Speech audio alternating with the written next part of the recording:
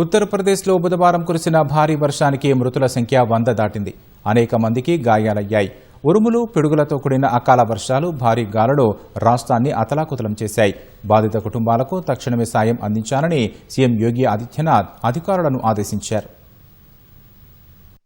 ఉత్తరప్రదేశ్లోని పలు జిల్లాల్లో బుధవారం ఉరుములు, మెరుపులతో కురిసిన భారీ వర్షం పెను విషాదాన్ని నింపింది. తీవ్ర గాలి దుమారం, అకాల వర్షాలు సృష్టించిన పెను బీభత్సం కారణంగా ఇప్పటి వరకు అనేక మంది ప్రాణాలు కోల్పోయారు. పదుల సంఖ్యలో గాయపడ్డారు. ఈ ప్రకృతి వైపరీత్యానికి వందలాది పశువులు మృత్యువాత పడ్డాయి. అనేక ఇళ్లు ధ్వంసమయ్యాయి. ప్రయాగ్రాజ్ లో అత్యధికంగా 21 మంది మృతి చెందారు. భదోహిలో 16 మంది మరణించారు. మీర్జాపూర్ లో 15 మంది ప్రాణాలు కోల్పోయారు. ఫతేపూర్ లో 10, ఉన్నవ్, బదౌన్ జిల్లాల్లో 12 మంది మరణించారు.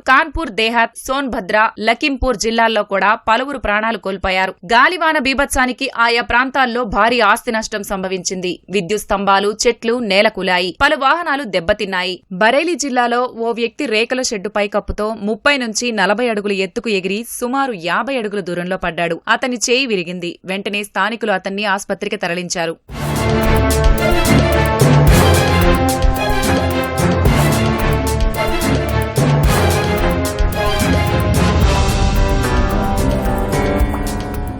అకాల వర్షాల వల్ల జరిగిన ప్రాణ, ఆస్తి నష్టంపై యూపీ సీఎం యోగి ఆదిత్యనాథ్ అధికారులతో సమీక్షించారు. బాధిత కుటుంబాలకు 24 గంటల్లోగా ఆర్థిక సహాయం అందేలా చూడాలని అధికారులను ఆదేశించారు. డివిజనల్ కమిషనర్లు, కలెక్టర్లు స్వయంగా ప్రభావిత ప్రాంతాల్లో పర్యటించి బాధితులతో నేరుగా మాట్లాడాలని సూచించారు. వ్యవసాయ శాఖ, బీమా కంపెనీలు సమన్వయం చేసుకుని పంట నష్టాన్ని అంచనా వేసి నివేదిక సమర్పించాలని కోరారు. వర్ష ప్రభావిత ప్రాంతాల్లో ముమ్మర సహాయక చర్యలు చేపట్టాలని అధికారులను సీఎం ఆదిత్యనాథ్ ఆదేశించారు. అటు ఈ ప్రకృతి వైపరీత్యంపై సమాజ్వాదీ పార్టీ అధినేత అఖిలేష్ యాదవ్ తీవ్ర దిగ్భ్రాంతి వ్యక్తం చేశారు. అకాల వర్షాల కారణంగా సంభవించిన మరణాలపై ఆందోళన వ్యక్తం చేసిన ఆయన ప్రభుత్వం యుద్ధ ప్రాతిపదికన సహాయక రక్షణ చర్యలు చేపట్టాలని డిమాండ్ చేశారు. క్యూములో నింబస్ ప్రభావంతోనే ఉత్తరప్రదేశ్లో భారీ వర్షాలు కురిశాయని వాతావరణ శాఖ తెలిపింది.